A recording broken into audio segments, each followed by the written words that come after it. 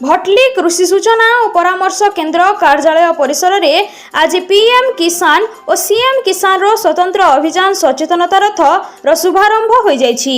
एही कार्यक्रम भटली ब्लॉक कृषि अधिकारी देवाशीष खमारी योगदान करी उद्घाटन करथिले। भटली सहकारी कृषि अधिकारी राजीव लोचन मिश्र, बीटीएम गुरुप्रसाद नायक, एटीएम अशोक पात्र, केदारनंद प्रधान, अजित छंदक समेत समस्त कर्मचारी और चाषी उपस्थित थिले। एही सचेतनता रथ भटली ब्लॉक रो समस्त पंचायत परिक्रमा करी चाषी माननकु पीएम किसान और सीएम किसान उपरे सचेतन करिवो। एही स्वतंत्र अभियान नवेम्बर 8 तारिख पर्यंत चालू रहिबो एवं एही योजना रे शामिल हेबा पई केवल सीएम किसान पोर्टाल रे आवेदन कराजिबो बोली भटली कृषि विभाग पक्षरु सूचना दैथिले।